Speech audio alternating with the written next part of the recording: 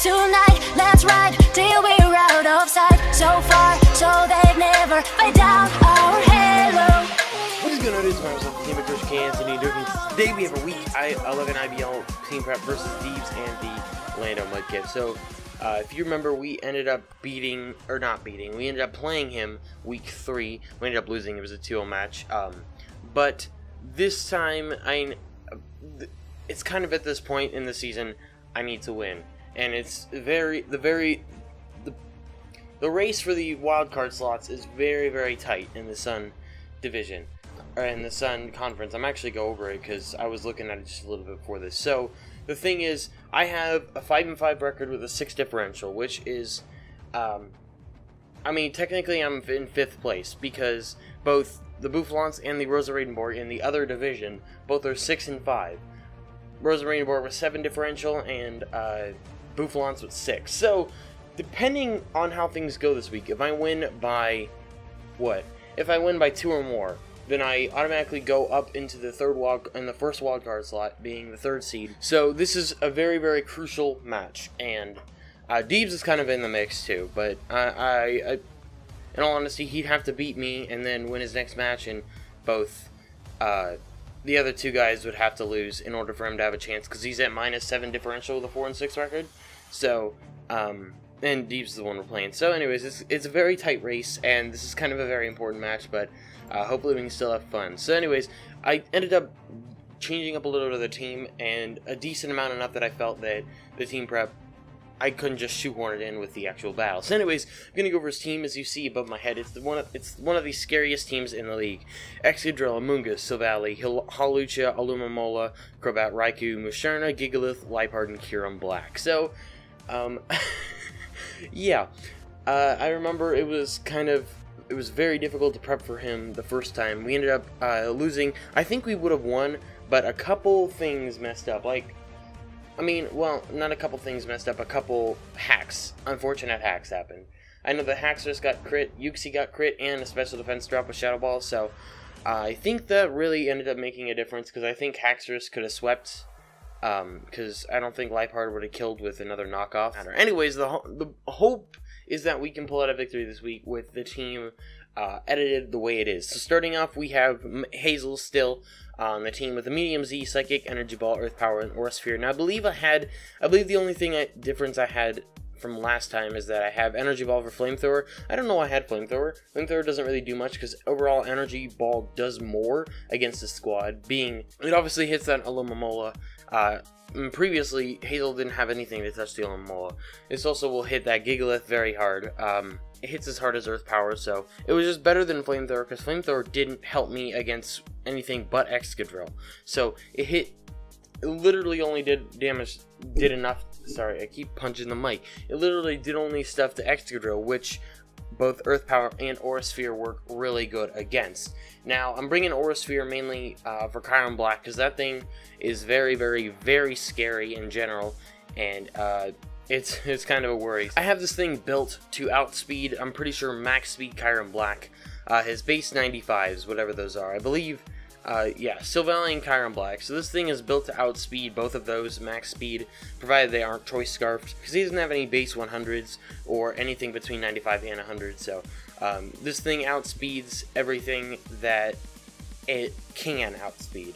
So the rest of everything else, it literally cannot without a choice scarf. So anyways, yeah, hopefully we'll be able to get off a nice medium Z, because he on his team, he doesn't have much to counter the Psychic typing. Musharna resist it, Liepard is immune, and I mean, Excadrill does resist it, but Excadrill does not want to take a frickin' Genesis Supernova from Mew. So anyways, hopefully that the Liepard is not as big of a deal as I think it ends up being.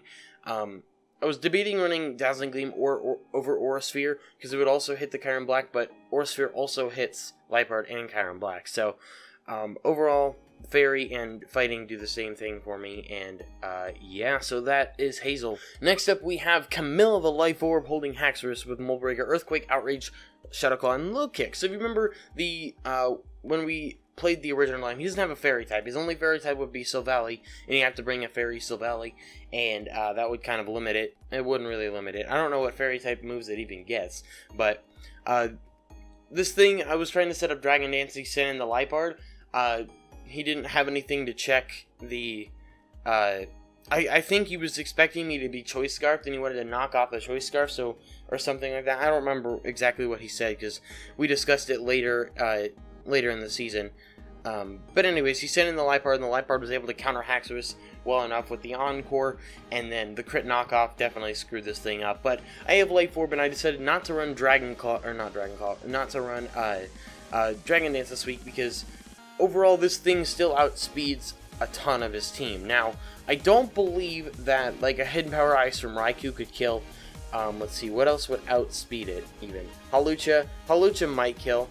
But this thing's got a better physical defense stat anyway. Camilla is overall just going to hit super hard against this team, and being Life Orb and not having to be Scarfs is really helpful, because that means I can put out a lot of damage without being locked into a move and having to switch, so that's very, very nice. So, Earthquake hits the same things it did last time, so Valley Electric, Excadrill, the Raikou, which is probably the biggest threat to Camilla overall, because the Chiron Black does not outspeed unless it's Choice Scarf, and if I figure out a Choice Scarf, that'll be very nice. That'll be very nice to learn. Low Kick is really for, I don't know. I mean, it hits Gigalith harder than Earthquake does. I believe it'll also, I mean, it'll hit Excadrill very decently. It'll also hit Chiron Black very decently, and that's the reason I wanted to run that, because I didn't really have much else that I wanted to put on this thing, because I didn't really need Poison Jab, because he's only got one fairy, and he's most likely not even going to bring it. He didn't bring it last time. I was just looking at this thing, and I saw that Amoonguss had 0 kills, and I'm like, he didn't bring it to any games. And I find it funny that he's only brought Amoonguss to 1. I mean, because Amoonguss overall is just an irritatingly good Pokemon. But, so yeah, Outrage hits his entire team except for Silvally Fairy, and he does have the, I believe, the 1 resistance and Excadrill, and that's literally it. This thing, Dragon hits, just obliterates the rest of his team, and Outrage, Excadrill still doesn't want to take that. And, he doesn't, I mean, he has Gigalith to set up the stand, and that would be the only way it could outspeed Camilla, and even still, it doesn't want to take a hit from Camilla. And Camilla might be able to live. That may not be true. I have no idea. But maybe if he's not Life Orb, we'll be able to live or something like that. I didn't really calc in general for that sort of thing. That's the kind of thing I calc when I'm in the actual battle. But yeah, so we're rocking max attack, max speed, enough speed to outspeed the Chiron Black and the Silvally. And the rest in special defense, just so I can possibly live. Hit better from, like, maybe have that be that much of it, that enough of a difference to live a HP Ice from Raikou or something like that. So pretty cool stuff. I didn't actually mention Shadow Claw. I mean, hits the Musharna, hits the same. I mean, if you want to go back and check the last team prep, I went more in depth on what I brought, because that was the first time bringing it, and yeah. So I mean, it really just hits the Musharna, and overall it's just decent. He also has Ghost Silvally, so if he brings that, it'll hit that decently too. So, pretty cool stuff. Next up, we have Kate Upton, the Milotic with the Wakon Berry Marvel Scale, Ice Beam, Haze, Scald, Recover. So it's literally the exact same one that I brought the last time we played him. The Wakon Berry, because of that Raikou and the Chiron Black, heals, I mean, Silvally Electric, which, once again, he's probably not going to bring it. But I have that so I can live a hit from Chiron Black, and I can possibly get off, like, a Scald and by chance burn the thing or something like that, which would be really, really, really nice. I have Recover, so I didn't feel that I needed to run Leftovers over anything. So, in this set here, I don't really know why I have this set here, because this isn't the set that we end up having. So it's literally the same as I've run most times, max that, and then 4 in special attack, so I can just do a little bit more. So this thing will be physically defensive, because Chiron Black is more threatening on the physical side. Raikou, I can live a hit from Raikou, even without the Wakon Berry. It's just gonna not be very fun. I don't think I could live a Specs hit, but it's not gonna be fun. So, Haze is there if he wants to, like, if he decides to do SD Excadrill or something like that, or Hawlucha.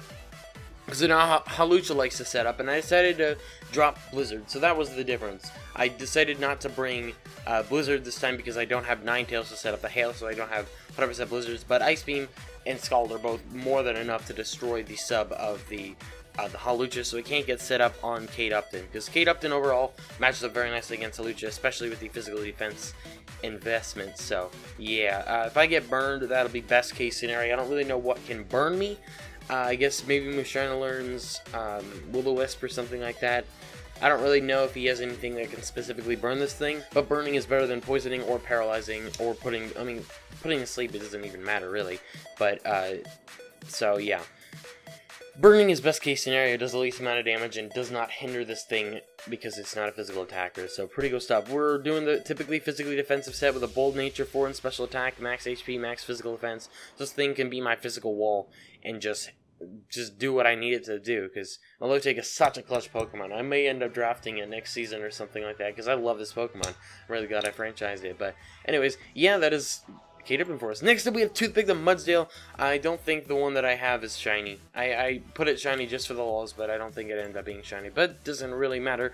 Literally makes no difference whatsoever. We're rocking the typical Assault Vest Stamina set with Earthquake, Close Combat, Rock Slide, and Body Slam this time instead of Heavy Slam. So I felt overall I didn't need Heavy Slam because the only thing that would really be good against is that Kyurem Black and it being super effective. Both Gigalith and Kyurem Black are super heavy Pokemon in general, so I didn't really need Heavy Slam. Body Slam has a chance to paralyze everything except for the, obviously the Excadrill, the Raikou, and the Kyurem Black, and once again, Steel Valley Electric if he brings it. Actually, can you paralyze electric types with Body Slam? You might be able to do that, because, yeah, I don't know.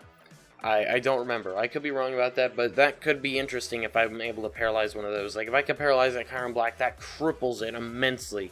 Then Camilla just runs house. Because I think that the Kyurem Black could live a hit anyway. So yeah, Rock Slide hits Kyurem Black for super effective damage, hits the Crobat for super effective damage, hits Hawlucha for neutral, pretty much. Close Combat just does really nicely against his team. He has resistances in, what? He's got a few resistances being Musharna, Crobat, Amoonguss, and Hawlucha, and only Steel Valley if he brings the specific Ghost or the Ghost or Fairy typings, but Close Combat will still hit super hard against his entire team, and it'll be very nice against Pokemon like that Kyurem Black if it thinks it's going to be safe enough. If it ends up being a physical set, actually, with this thing's bulk, I might be able to live, like, I don't know what specific ice type move Kyurem Black uses that's physical. I know it obviously gets Ice Beam and Blizzard. That's why I have the Assault Vest. This thing will be very nice on the special defensive side. Can this thing even learn rocks? Like, that might be an idea for some time. Yeah, it doesn't learn rocks because there's no tutors, and you can't tutor rocks, and it only gets rocks if it learns it by level up, or you tutor it in 6th gen, so.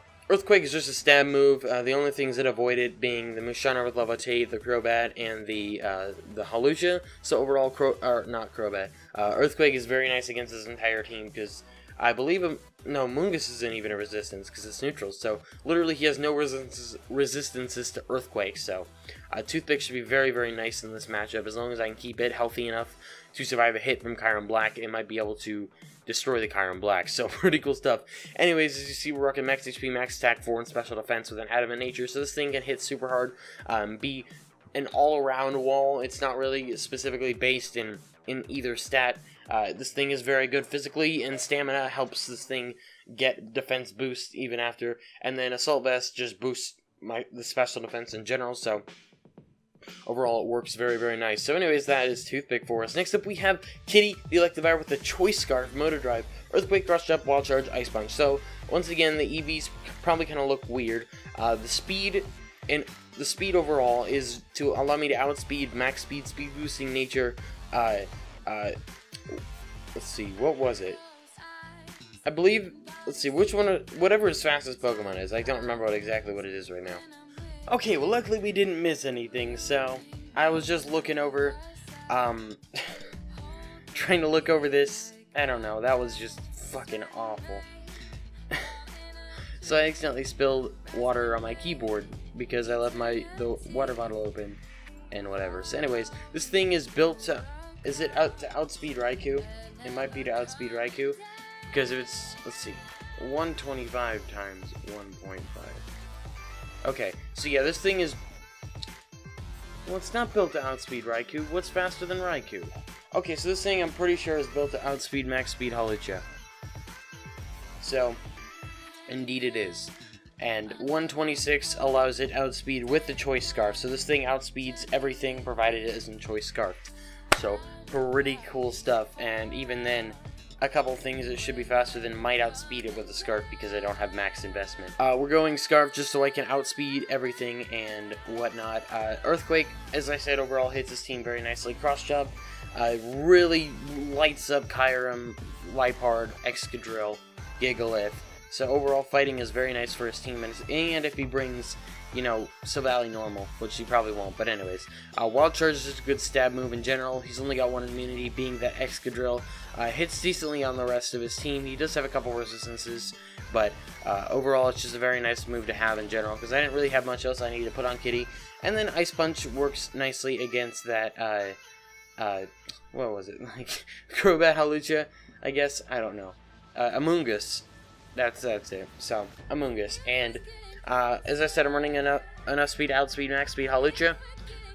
4 in special defense and defense just to possibly help out there, because I didn't really need 168 in HP, and I'm not sure if that actually even ups it another or not. But anyways, we're doing Adamant Nature max attack, so this thing is going to hit hard, hopefully. And finally, we have Brainchild the Uxie. It's the same Uxie I ran as last time with leftovers. Psychic, Thunder Wave, Stealth Rocks, and Giga Drain. Overall, I mean, Giga Drain is decent against some of his bigger threats on the... I don't even know what I'm saying. I mean, it hits Gigalith. I don't really think it hits anything else very much. Psychic is just a neutral. It's just a decent move to hit the rest of his squad. Thunder Wave hits pretty decently on his team. Well, it doesn't... He does obviously have the couple immunities in the electric types and the Excadrill, but overall it can paralyze some things. It can, if I paralyze Hawlucha or Crobat or something like that, I can really hinder that thing. And then Stealth Rock, so I can get up Rock too. These have a couple Pokemon that take 25% every time they come in, such as Kyurem, Crobat, and actually I think those are the only two. So, alright, well that was just freaking absurd. Anyways, max HP, 172 in special defense with a Calm Nature. This thing is kind of my special wall. It's got a decent amount of defense investment too, with a little bit in special attack and the rest in speed, because I couldn't put those 4 anywhere else to make any difference, but that is Brainchild. So that is the team we're bringing for Deeves this week. I really hope you enjoyed. Did look appreciated. This recording just went downhill really quickly, but hopefully this is a really crucial match, so we kind of need to pull out a win. So hopefully we can. Anyways, thanks so much for watching. Let's go to the video.